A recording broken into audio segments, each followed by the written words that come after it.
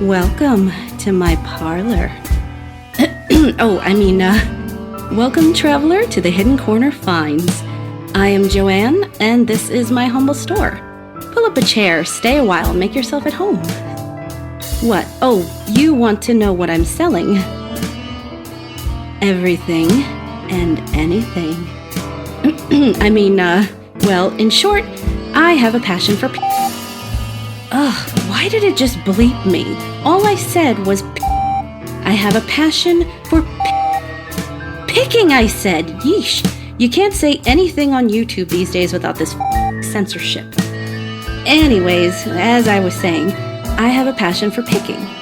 For me, there is nothing more satisfying than finding a unique and forgotten item and uniting it with someone who will really appreciate it for years to come.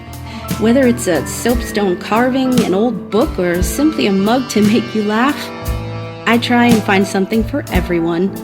My goal is to make you a confident buyer. Older items often have a lifetime of stories to tell. I strive to describe the good as well as the bumps and bruises they've experienced along the way. It's important that the pictures reflect what you will receive. To that end, I always encourage questions and will do my best to respond as quick as possible. Appreciate you stopping by the store. If you can't find what you're looking for, please don't hesitate to contact me. I'm always looking for new ideas and will keep an eye out for your item in my travels. God damn it! Honey, what the f*** happened to my action figure collection? Whoops, gotta go. Bye. Hello, welcome back. We got another toy review today. Satanic Saturday with Johnny Tiger. This was supposed to come out yesterday, but I totally ran out of time to do this. So, we are doing this on April 5th, 2025. Speaking of running out of time, haha, we got a guy in front of the camera who probably never worry about running out of time. There's the King the Conqueror, the time-hopping, time-traveling supervillain from Marvel Comics. Now, we are not going to review him today. I mean, it would be a kind of a short review. There's not really a hell of a lot to say about him. He probably most of that review would be about his story more than anything, because the figure itself is really quite boring. Yeah, spoiler. If we ever do a review on him, it probably be a bite-sized toy review, as is most of Marvel Legends and Hasbro stuff these days. Again, the reason we do bite-sized toy review is because sometimes there's just simply no time to do a full-on review, especially on some of these characters and figures that I just don't have a lot to say about. So, you already know that time is on our mind today. Now, time is something that has both fascinated and frustrated human beings since the, beginning of time. Why fascinate? Because it's something that honestly we still don't really know for sure how it works. Like, does time exist when there's no watch or clock or timekeeping device? How does it work? Is it really a one-way ticket to the end, or is it something that we can interact with? There's a whole lot of philosophy and theories behind how time works, including if you can break the sound barrier, you can break the speed of light, you can conquer time, you can go into a different time stream, and yada yada yada. Yeah, we are not going to go over all of them today, but suffice to say, it is a very fascinating topic because we know so little about it. It is also a very frustrating thing because no matter how hard we try, we each one of us only have 24 hours a day right now, anyway, and so often we wish we can just squeeze that little bit more out of the time we have, or go back in time to fix something that we did wrong, or just to go back to a better time. The character we have today, however, he is not a guy who tried to go back in time to fix things or to make things better. In fact, his interaction with time has mostly been very, very negative. Yeah, very negative. But before we go into his biography, before we take a look at who is Savanti Romero, let's look at the box and packaging and have some initial thought, and then we'll come back and I'll introduce you to this rather unpleasant fellow.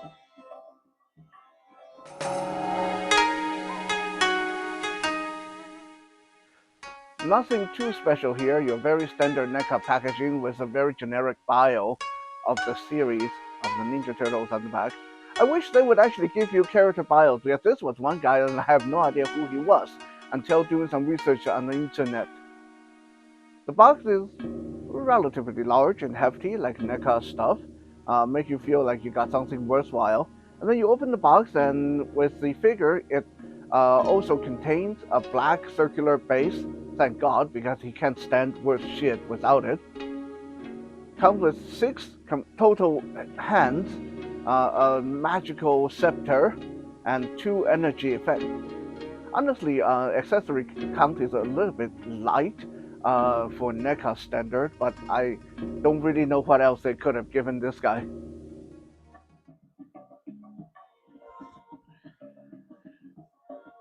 So there he is, Savanti Romero. He's either a goat creature or a very devilish, satanic kind of demon. Goat horn, goat hooves, hairy legs, a lot of muscles. Yeah, he's pretty demonic. So who is he exactly? Well, I'm going to share what I know with you guys because on the back of the box there was no bio for this guy, and honestly, when I first heard that NECA was releasing this guy, I totally had zero interest whatsoever in acquiring him because they just said Savanti Romero, and I was like, who the explicitive, who the is Savanti Romero? No idea. Don't know. Don't care. You know, I have a lot of action figure. I don't really go out of my way to get some dude that I never heard of before, especially when his name was really not that interesting, right? I mean, like if the name was something like I don't know, Tiger Claw or Owleth and Stumper, then that would actually at least kind of pique my interest or something. But when it just says Savanti Romero, I was like, okay, not interested. Don't know who he is. And then I watched a couple of reviews and realized, oh wait, it's not a boring guy. This is like some demonic goat dude. Okay, that totally changed my view, at least swayed my view toward uh, favoritism, because I don't know about you guys, but I can never have enough like generic good guy or generic bad guy on my shelf. Like, uh, some people, when they collect Superman or Batman, they just get Superman and Batman related characters or characters that they know, and that's how it usually is. But when you have like a medieval fantasy display like I do, a lot of time you're looking for very random characters that can fit into the background to build up that army. So this is to say that one of the character types that I almost never turn down is demon, because I can use more demon. Like always can use more demon. That the weirder the better. I don't need to know who they are. I don't need to know where they're from, what their backstory is, uh, they're good or bad. As long as it's an interesting design, cool looking demonic something, that's almost like a guarantee that I will want it.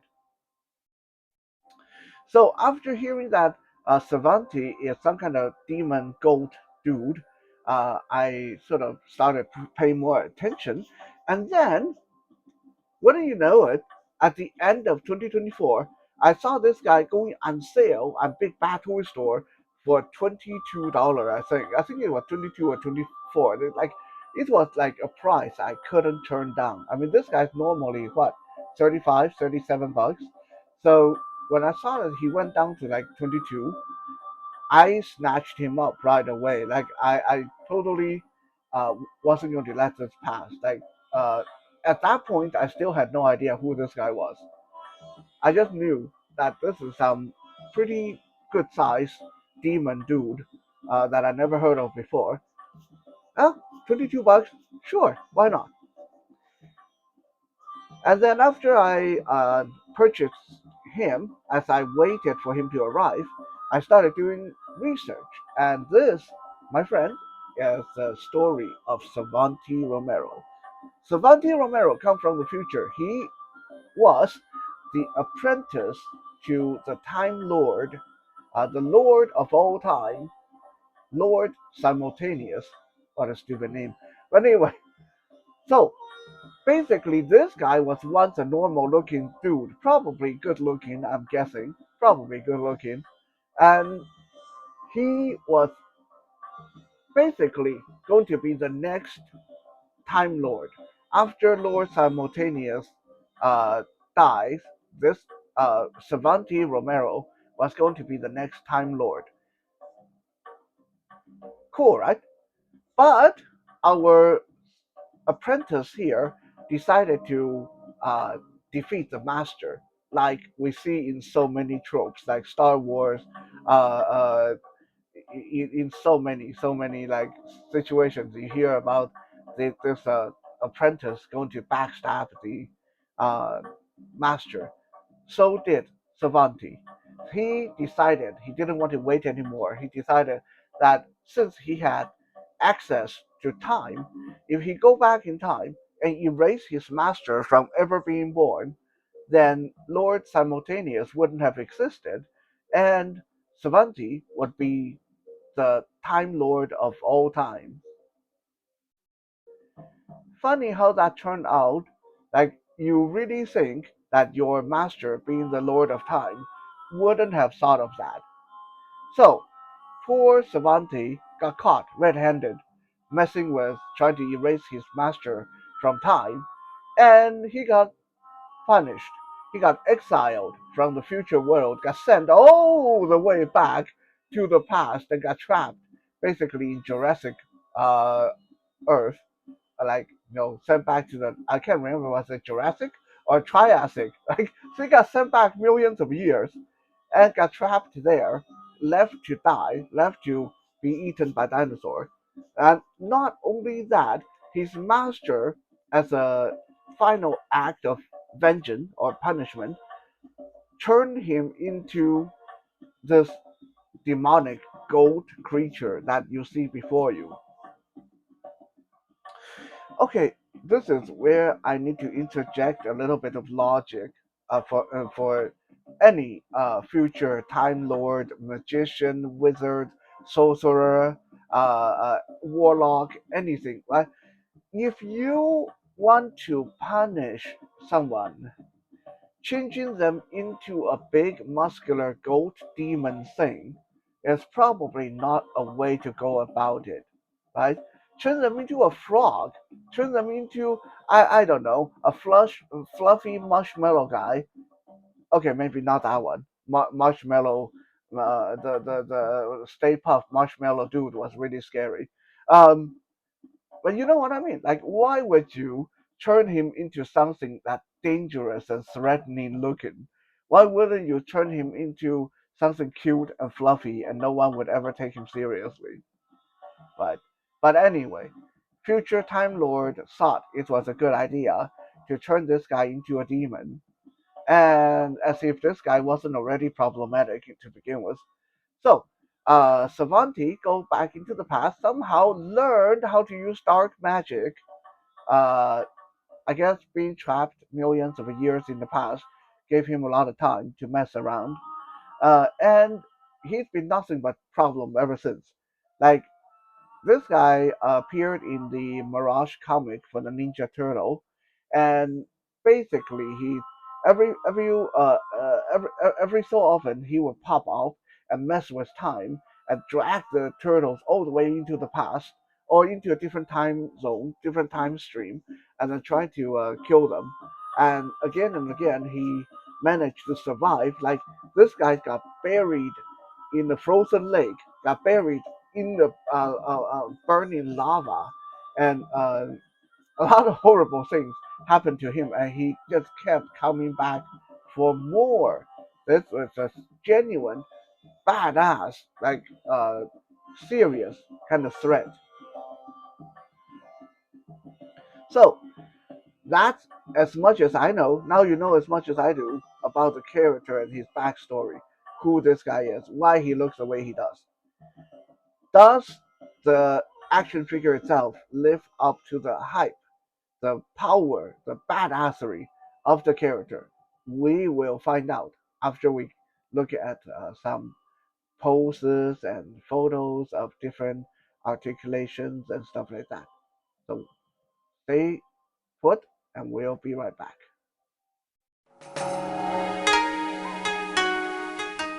I know that some of us hate using display stands that mess out the look of the display, but do yourself a favor. With this guy, you want to use the display stand, otherwise he's going to be hell to display.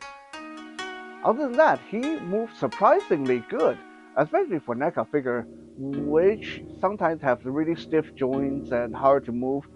This guy, however, I didn't have to warm him up at all. He is like buttery smooth, and hands switched in and out easily, and all the joints work as they should.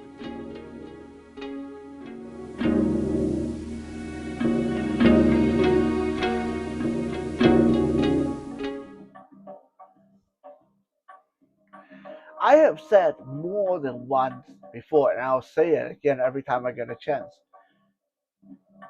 If you want to ask me which action figure maker give you the best bang for your buck, best value.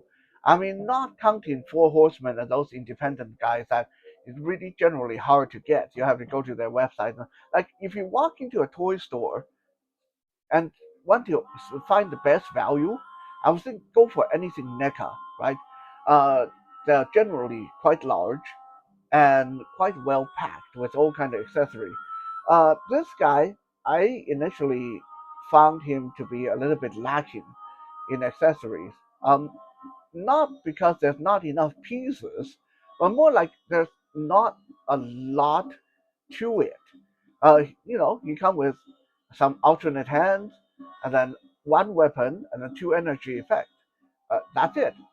But when you start messing with him and really posing him and stuff like that, you realize, yeah, I mean, for 35, 37 bucks, this is still a hell of a deal. I mean, you get six hands, you can get some really cool poses out of him.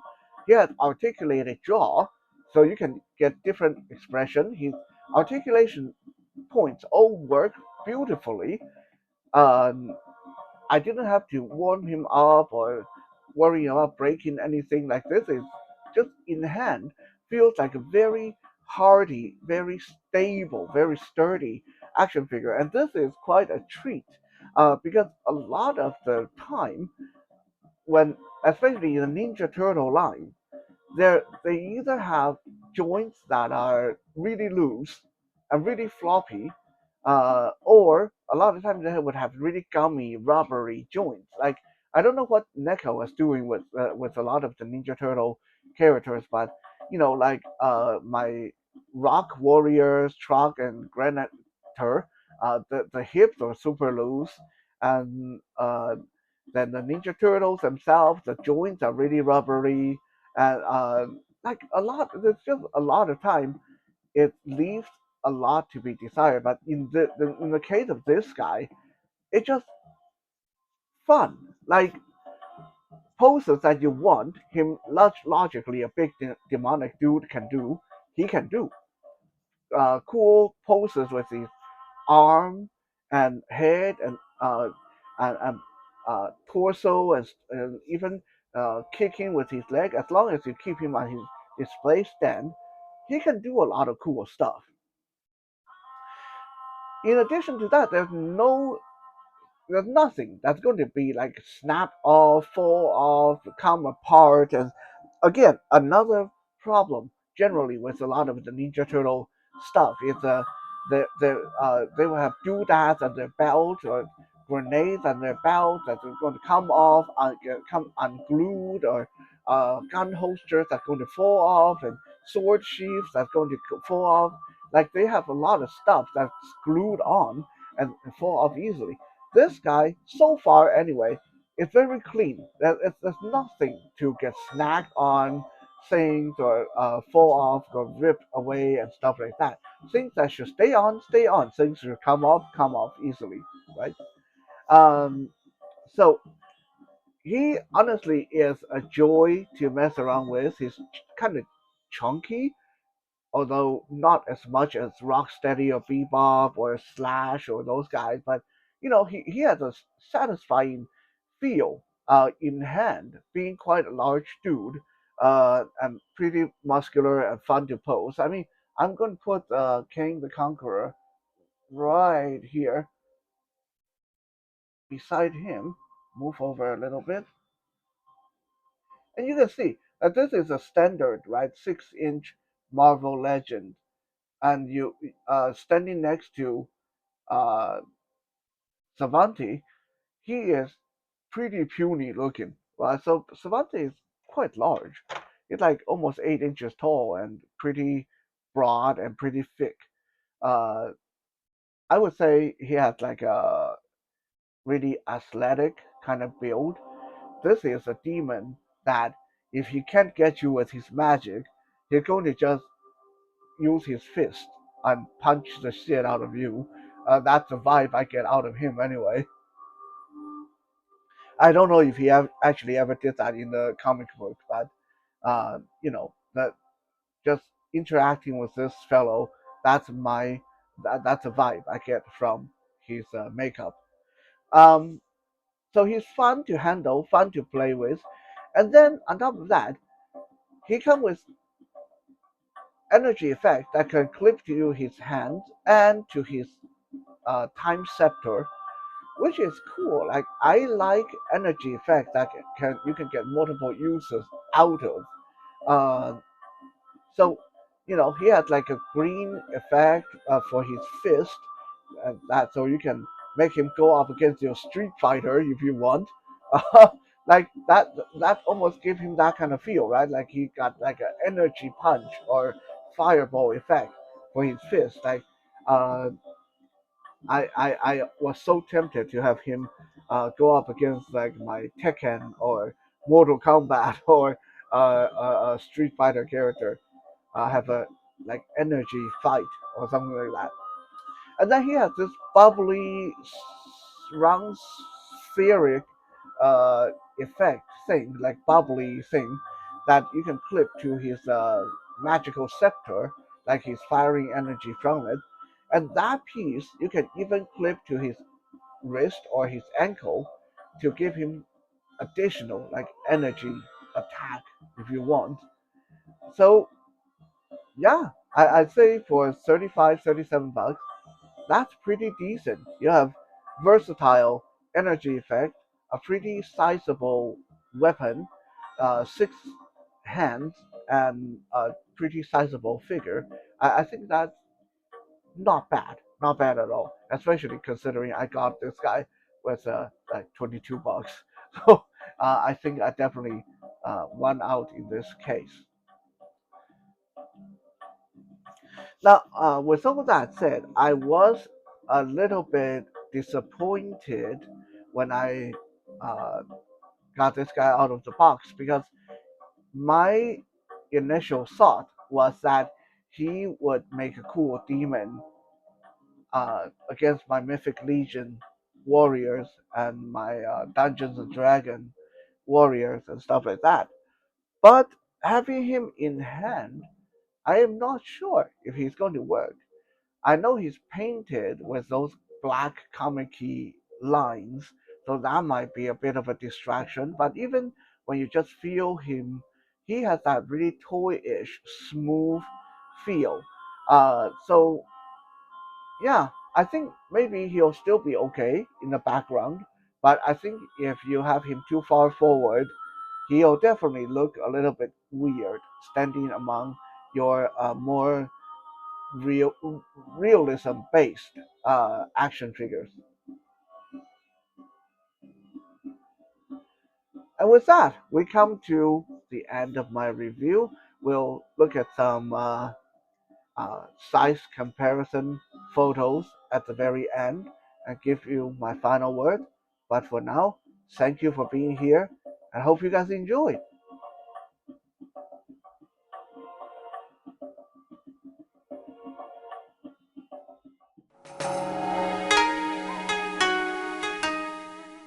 My feeling towards this figure is a little bit mixed, although it's pretty positive overall.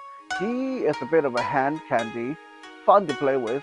He's quite large, over 7 inches, almost 8 inches tall, quite buff, very muscular. So he mixes in great with a lot of your demonic army, or you can even fudge him into your animal warrior display because he looks kind of like a goat dude, like some kind of a satyr character. However, with that said, he kind of works best with Ninja Turtles, Thundercats, Masters of the Universe, that kind of stuff, because he has this rather stylish, comic booky, toy-ish design and feel. So mixing him in with Mythic Legion or Warcraft and stuff like that would be a little bit more difficult.